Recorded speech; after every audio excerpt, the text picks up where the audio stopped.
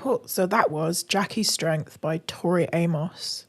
So basically, this song in some ways revolves around the assassination of John F. Kennedy. It's kind of in some aspects from the perspective of Jackie Kennedy Onassis, who then had to basically lead the nation after the murder of her husband.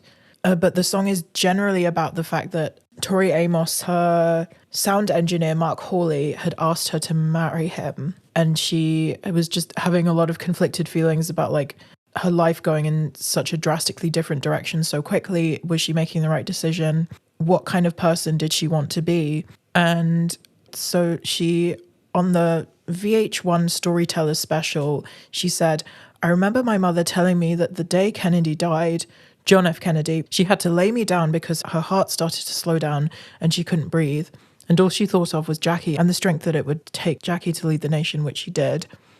And I really knew that I was going to need some kind of strength because I've made up of like two personalities.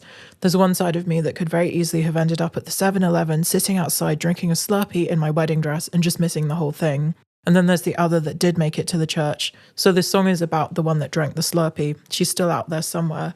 It's quite a cute story, but it's very interesting to compare. Oh, I guess either way, it's just the idea of your life suddenly going in such a drastically different direction from what you expected that you have to find the strength to carry on no matter what, because so many things will happen. So many of those you will never be the same moments will happen in your life, and you'll go through several different iterations of yourself. Yeah. And each time it'll probably be very difficult, sometimes more difficult than the last. And I thought that's actually quite beautiful, that sort of comparing those two things and how these massive life events can really shake the foundations of who you are, who you think you are. For sure. I always think of it like, you know, when something happens in your life, maybe looking back at like where you chose to go to university or the town that you moved to or the job that you started or your partner or something like that, how differently it could have all been, kind of just like the song was getting at as well. And how each decision or each event that has led up to where your life is right now could have fractured off into a million different pathways in infinitely many pathways, or sometimes even as simple as like two pathways with a yes or a no, showing up to the wedding or not showing up to the wedding type thing. And sometimes I sit there and I think to myself, like, I'm currently experiencing this narrative where I've done this or maybe not done something, you know, and I think to myself in my head, like, there's other versions of me out there doing some crazy shit right now. And yeah, this whole kind of thought of like parallel universes and stuff like that, but that's a rabbit hole probably shouldn't get too far into.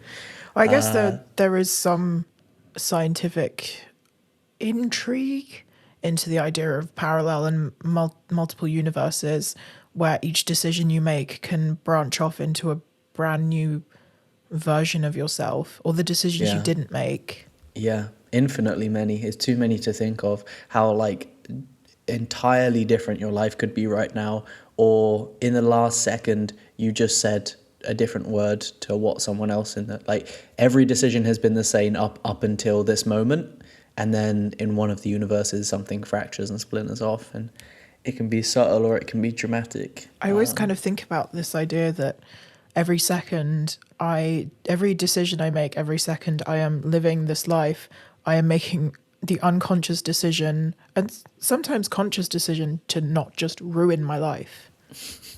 Like, there are so many things I could do. I could just go on a complete rampage, go crazy. And That's true. And sometimes I feel like I'd be justified in doing it. Like, life is very strange. Yeah, and I feel like sometimes you get some, I don't know, like, I don't know if this is true for everyone, but I definitely get some intrusive thoughts sometimes. And I'm just like, everyone does, you know, when you're driving down the motorway and you're like, just send it off the bridge. It's going to be so cool. And then I'm like, what the fuck? I'm not suicidal, but like every now and again, you just get this thought that pops into your head. Like, let's make this interesting. And it's like the logical survival aspect of my brain is like, yeah, let's maybe not do that, you know? It doesn't sound like it's in our best interest. There's actually a name for that phenomenon why when you are standing at the top of a steep drop or anything, your body just, it almost feels like there's some voice or some force inside of you compelling you to jump. And What's the word for it? It's a French term. It's called l'appel du vide, or like the call of the void. Literally, the call of the empty. Oh shit, that sounds so cool. That's what that is. That's what they've termed the phenomenon of just I standing on the 100% edge of. related to that. But I felt Everyone has it. I think it might be a evolutionary thing. that doesn't sound very evolutionary beneficial to I guess just it's yeet yourself off a cliff. because it's sort of that. I don't really know. I guess it's because there's the possibility of doing it, but then there's always the logical say inside of you that's like has you rooted to the spot. You don't ever end up actually jumping off. Yeah, maybe it's an extension of our imagination, just perhaps. Yeah. Kind of a wondering of what if. I don't know if you've whenever you've had those sorts of, I mean, obviously if you're driving, it's a different matter, but I always feel like whenever I get one of those appel du vide intrusive thoughts, I'm always rooted to the spot. Like I physically can't move. It's like my body is I don't compelling me have to stay that. put so I don't throw myself over the side of this hill, even though I probably wasn't going to do it. I've said this to my friends before. Is like whenever I'm looking out over a kind of landscape, or I'm at the top of a mountain, or I'm in a high apartment building, I'm like, I really fucking wish I could fly right now. Just jump off the side of this thing and just fly across the landscape. And every time I've said that to my friends, they're like, "Are you okay? Like, is everything all right?" I'm like, no, I don't want to kill myself. I just want to fly. And they're like, that. you can't fly, right? And I was like, yeah. And you just kind of there like, okay, I'm fighting a losing battle here. I do kind of get that. It does sometimes feel as though being rooted to the ground is limiting. And I just think like, when you've seen like drone footage or footage from an airplane or something like that. Oh. And you just think, how incredible would it be? Every time I see drone footage, I'm like, I wish I could just fly. Yeah. Or like what I always think of is these wingsuits.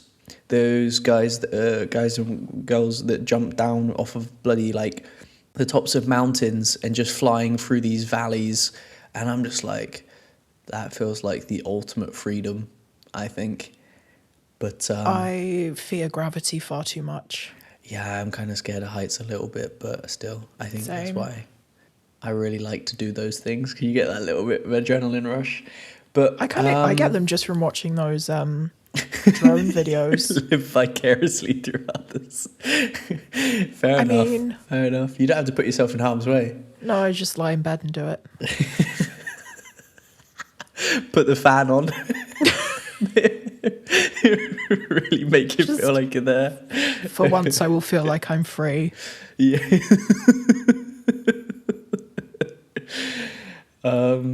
Okay, so yeah, cool backstory to the song. That went in an interesting direction. Yeah, we definitely meandered a little bit there, I think, but it was pretty fun. Yeah, the song was interesting, and I think given the kind of background, it gave me a lot to think about, which was really cool. Cool. So I will go on to the next one, which is a song by PJ Harvey, and it is called On Battleship Hill.